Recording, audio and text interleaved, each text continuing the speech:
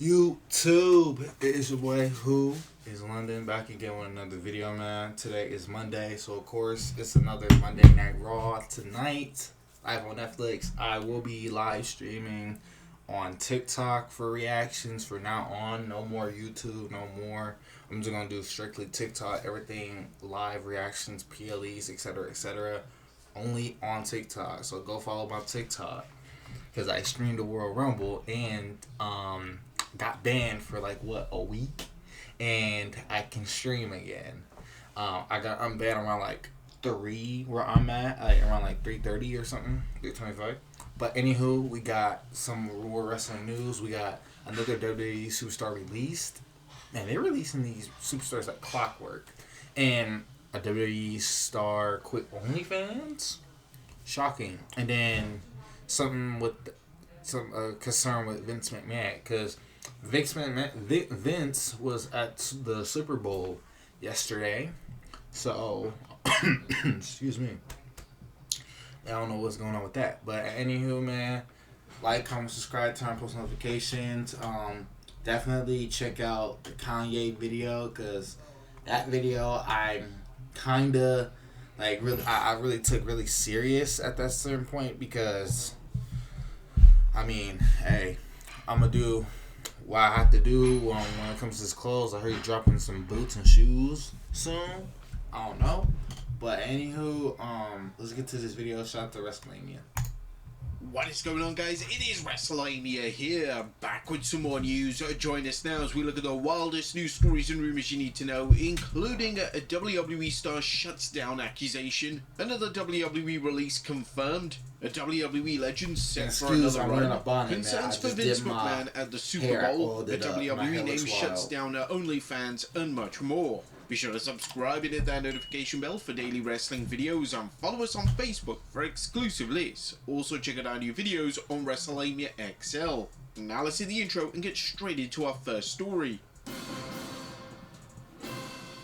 Let's get into it.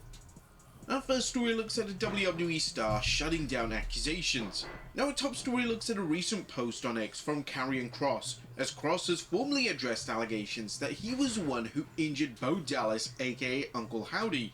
Fans were of the belief that Kross was the one who injured Dallas, and a fan on X would even post the exact spot in which Dallas was, well, supposedly injured. However, Karrion Kross took to X and shut this down immediately, and he confirmed that this was not the spot in which Dallas was hurt.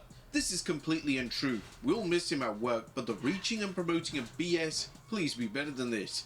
Thankfully, the fan would then delete the clip on X, and hopefully this stops any accusations that Kross is responsible for Dallas's current injury.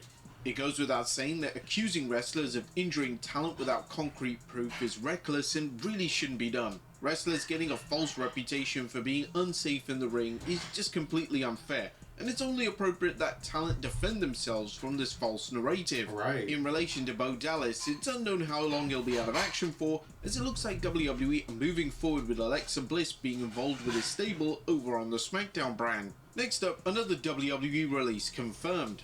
Now, if you thought that the releases were over, unfortunately it wasn't, as in the afternoon before the Super Bowl, many reports came around of Elektra Lopez being moved over to the alumni section on WWE's alumni page. This led to speculation that she was released. However, minutes after this went around on social media, it was then later confirmed by PW Insider that Lopez was released on Friday as part of the number of releases that day.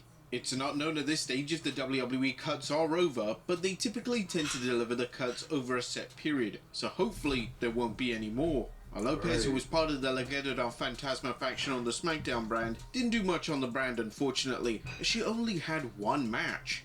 Whether there were any concrete plans for her is unknown at this stage. Next up, The Undertaker retires an iconic character. Since his retirement, The Undertaker has been reserved in bringing back his supernatural deadman persona. The majority of his appearances are as the American Badass, and this allows the WWE Hall of Famer to break away from the confines of the spooky character. Additionally, with The Undertaker having an incredibly successful podcast titled 6 Feet Under, and this podcast literally featuring completely out of character, it would make little sense for him to go between the two characters. On the latest edition of his podcast, The Undertaker stated that although everybody's got a price, he'll be retiring the dead man persona moving forward. Everybody's got a price. The number would have to be really, really big and it would have to make sense somehow. So I've really pushed to kind of be more Mark Calloway now, because I want to honour that character and the work that I did and all the kayfabing that I did for that character.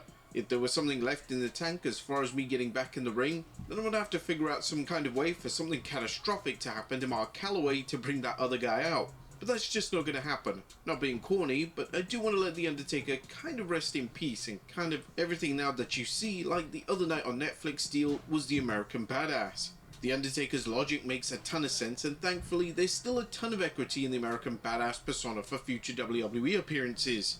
Whilst you might think that the Dead Man character was retired a long time ago, he still brings it out for special events. Next up, a WWE legend set for another run. A WWE legend, Trish Stratus, dazzled fans with her appearance at the 2025 Royal Rumble, and now it looks like Stratus is returning to WWE for another run. Fightful Select is reporting that WWE sources suggest Stratus is being considered for more upcoming appearances. The former women's champion is expected to be involved with the WWE as the company approaches Elimination Chamber in Toronto. They're going to put her in an Elimination Chamber? Because so far we got Liv Morgan, Alexa Bliss, and Bianca Belair. I mean, if they do put your status in there, I mean, regardless, she's not going to win. I mean, they're just going to add her. And then possibly whoever's going to be in, whoever the next, if she takes the next spot between the other two women and these three women, I don't know, another possible storyline, a possible match at WrestleMania, maybe? I don't know, because as I say, after Elimination Chamber, we're getting ready for WrestleMania because there ain't no other pay-per-view but this coming up next month. So, yeah. And with Toronto being a hometown, it makes all the sense in the world. It does. Fans are already speculating on Stratus potentially facing Tiffany Stratton on the Chamber PLE match card, and this would be a smart way to generate some buzz within the women's division. Next up, Chris Jericho talks "Please Retire" chants. Now, the fan reception to Chris Jericho's recent work hasn't been exactly positive, and now the first ever Undisputed Champion has reflected on the dreaded "Please Retire" chants during an interview with Chris Van Vliet. When they were really at their peak, of course, I'm always thinking, okay, I can make a t-shirt out of that. I can make a whole angle out of this. But it went kind of away. They kind of stopped. Plus, I was really good at being able to shut people down. You can't heckle someone when the guy has a louder voice. So yeah, the "Please Retire" was a good one. That was fun. Jericho would then claim that he doesn't take the chants personally, as nobody who knows him is delivering the chants. No, I don't take it personally. Nobody who really knows me says that stuff, and probably if I saw them on the street, they'd probably say hi. Whenever I do a convention or something like that, my lines are down the street. That's not from an egotistical standpoint, but I've been doing this a long time, and a lot of people have great memories from the different eras that I've been in. Now, this is a unique take on the chants, to say the very least, and Jericho is being slammed on social media for a lack of self-awareness. Next up, JBL sent an urgent plea to release stars. Now, on the latest edition of his podcast, JBL spoke at length regarding the recent WWE releases. JBL would share some words of wisdom for the release names, and he stated that names shouldn't just sit around and wait for AEW to pick them up. You can sit around and hope that Tony Khan picks you up, or you can get picked up by a different group, or you can go out there and make a name for yourself. I've never seen an opportunity better in wrestling since I've been in it for 30 plus years. I've been a fan my entire life, 58 years, and I've never seen an opportunity better for guys going out and making a name for themselves. But JBL would then emphasize that wrestlers don't need AEW or WWE to do something big within the pro wrestling world. That's what I feel like the Good Brothers are doing. That's what I hope all these guys do. You know, there's two different mindsets. I hope these guys go out there and make a hell of a name for themselves, because I believe there's no time in wrestling history where it's easier to go out and do something big outside of the big one, which is WWE. Now, JBL is 100% correct here. AEW can't sign every single release name, and some of the names released are going to be forced to reinvent themselves on the independent circuit. Next up, concerns for Vince McMahon at the Super Bowl.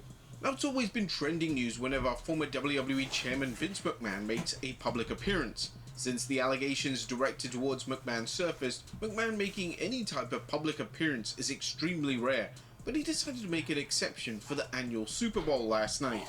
McMahon was in attendance with The Undertaker and Shane McMahon. McMahon and The Undertaker have kept a close personal friendship since McMahon's WWE exit, and naturally it seems like there's no issues between the father and son duo Vince and Shane. However, fans were quick to take to social media to comment on McMahon's appearance, as he was now looking a lot more frail and extremely fatigued. It just looks like he's dropped a ton of muscle mass. Owing to his age and obviously the problems that he has, there's no doubt we would have seen a much different looking Vince McMahon than we did in the WWE. Next up, Shayna Baszler fires back. Now, in light of common criticism from fans that Shayna Baszler and her faction failed to get a reaction on TV, Baszler decided to take to X this past weekend to seemingly put one fan in his place. Trying to successfully tell pros how to find success when homie isn't even successful at Twitter. Baszler is clearly taking the comments from fans personally and has firmly decided that the best course of action is just to clap back at fans. Next up, Tiffany Stratton to debut a new attire. And with WrestleMania on the horizon, wrestlers will be making plans for their special attire and entrances, and reigning women's champion Tiffany Stratton has already revealed during an interview with Grind City Media that she will be debuting a showgirl theme for her in-ring attire. Having WrestleMania in Vegas, I think it would only be fitting if I did a showgirl theme. I feel like that could be really cool, feathers and stuff like that. I'm trying to find a good theme and consistency throughout all my years, so I'll try to go with the girly girl, pink, blues, yellows, like bright colours. Stratton is heavily rumoured to face Charlotte Flair at the big event, and this attire sounds fantastic. And finally, a WWE name shuts down her OnlyFans. Our final story today takes a look at how a new WWE signing is taking a significant pay cut to join the company. The talented Jordynne Grace is now officially a WWE star, and it's now been revealed that Grace took a major pay cut to sign for WWE. It turns out that Grace had a thriving OnlyFans account, and due to WWE's established policy and accounts of this nature, she was forced to close it down. This was revealed by Sean Rossap via Fightful Select Q&A. If you mean her OnlyFans, she shut that down several months ago. She effectively took a pay cut in order to join WWE. She'd become a millionaire at one point outside of WWE. And Grace is clearly hoping that she reaches the upper echelon of WWE, and she'll be hoping that she won't have to rely on other avenues to support her income. But there you have it, folks, the wildest news stories and rumors you need to know. Be sure to leave it. That's great. I did not know she has OnlyFans. Jeez. I mean, she should be making money. Shoot, with the contract she just signed with WWE. Shoot, she should literally be like, she should be having good band. She should have good money. She should have good money. But yeah, that's crazy, man. With the freaking releases so far, I never heard. No, I actually did hear about this. This girl right here. It's just like I didn't see. It hadn't been a minute since we seen her, because I remember that she was like a girlfriend like character with Santos Escobar, and with those two dudes, I forgot their group name. Honestly, I didn't even know. But that is something. That's crazy how Undertaker's retiring the Deadman persona, and shoot, I could see something with Trish Stratus and Tiffany Stratton, because they had a little back and forth out of Money in the Bank in Toronto last year. So I can see it as a possible matchup with them. I'm shocked that Chris. I need to figure out how old is Chris Jericho, because low-key, bro, should have already been retired by now. Jesus Christ. But anywho, man, it's your boy Who Was Sell, man. Like, comment, subscribe, turn post notifications on, and if by the time you seen this video, you probably seen me on TikTok going live in the reaction to February 10th Monday Night Raw.